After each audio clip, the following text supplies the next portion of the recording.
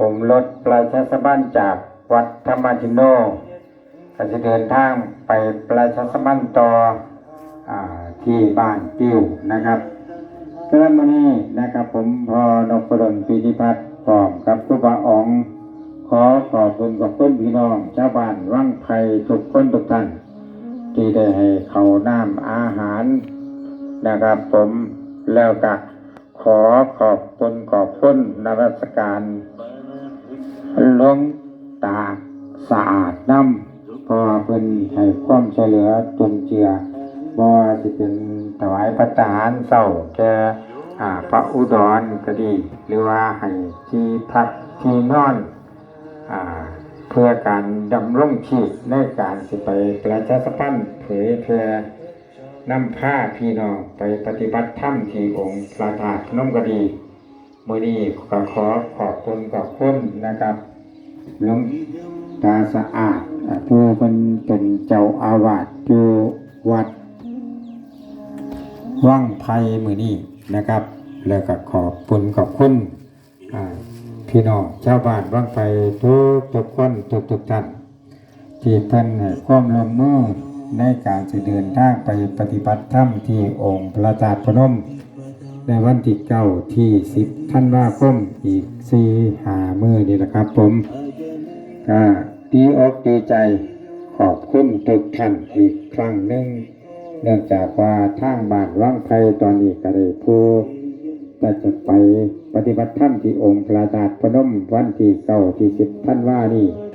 เป็นจำนวนเดี๋ยวนี้บ่ได้ลงตัวนะครับผม63ท่านนับกันนะครับแต่ว่ารถบัส2ชั้นคันหนึ่งกับบรรจุผู้โดยสารใน40-50 คนเพราะฉะนั้นเพิ่นก็บอกว่าสิหาเพิ่มเติมอีกเด้อคุณยนบนะครับผมแต่ขออนุโมทนาบุญนะครับผมผู้นำบุญผู้เป็นประธานที่ได้พี่น้องนะครับผมลูกทุกตื่นเช้าพุทธทุกคนทุกท่านเพื่อที่ไปเดินทางนมัสการแล้วก็ปฏิบัติธรรมที่องค์พระธาตุพนมเพราะฉะนั้นใส่เสียงนี้ขอบคุณทุกคนทุกท่านก่อนจะเดินทางไปประชาสัมพันธ์ที่บ้านติ้วต่อนะครับ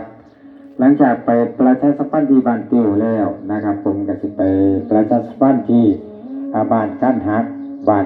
กระปุ้นนะครับผมอยู่ใกล้ๆเมืองละเอียดนะครับผมบ้านก้านหักกระไดเพราะฉะนั้นก็ขอใส่เสียงนี้ประชาสัมพันธ์บอกข่าวบนพี่น้องสำหรับพี่น้องฟังรายละเอียดในการประชาสัมพันธ์อาจจะสั้นอาจจะบ่เข้าใจก็ขอเรียนเชิญพี่น้องเด้อย่ำกันคืนมา2 ทุ่มฮอด4 ทุ่มให้พี่น้องหมุนคลื่นวิทยุ FM ไปที่คลื่น97 เมกะเฮิรตซ์ออกอากาศให้พี่น้องฟังธรรมโมทุกมื้อตั้งแต่2 ทุ่มฮอด4 ทุ่มผู้จัดรายการก็คือท่านพระครูปริยัตินะครับผมครูบาอ๋องหรือว่าท่านพระอาจารย์อุดรอุตโลแล้วก็ผู้ที่3ที่เขารายการก็คือพอนพดลปิติพัฒน์นะครับช่วง2 ทุ่มฮอด4 ทุ่มก็ขอเชิญพี่น้องชาวพุทธนะครับเปิดวิทยุฟังนะครับผมสำหรับพี่น้องที่อยู่ทางจังหวัดมหาสารคามก็จะออกอากาศทางมหาสารคามนะครับผมก็เล่นประชาสัมพันธ์บอกข่าวบนพี่น้องที่พี่น้องรับฟังทางสถานีวิทยุหรือพี่น้องบางคนบางท่านโลกหลานอาชีซื้อโทรศัพท์ให้แล้วก็มีอินเทอร์เน็ตนำเพราะฉะนั้นผู้ใดอาจจะบ่มีวิทยุมีโทรศัพท์แล้วก็มีอินเทอร์เน็ตฟังทางอินเทอร์เน็ตก็ได้นะครับผมฟังแบบไหนเดี๋ยวผมจะบอกวิธีการให้พี่น้องเข้าไปใน Google นะครับผมเข้าไปใน Google แล้วก็พิมพ์ว่าวิทยุออนไลน์วัดอารามมงคลนะครับพอพี่น้องพิมพ์เข้าไปแล้วปั๊บรอสักครู่นึงก็จะขึ้นมาเนาะเป็นวีออนไลน์วัดอารามมงคลพี่น้องก็เลื่อนๆอยู่ไปจักหน่อยก็สิเห็นลูกศร3 เหลี่ยมเพิ่นก็ว่าวิทยุออนไลน์วัดอารามมงคลนะครับพี่น้องก็โพสต์เข้าไปฟังนะครับแต่ละวิธีการที่พี่น้องสิฟังวิทยุทางออนไลน์ก็ได้ หมายถึงว่าพี่น้องพอได้ฟังทางวิทยุแต่ขออนุโมทนาบุญกับทุกคนทุกท่านนะครับผมที่ติดตามทางวิทยุก็ดีขออนุโมทนาบุญกับทุกคนทุกท่านที่เป็นผู้น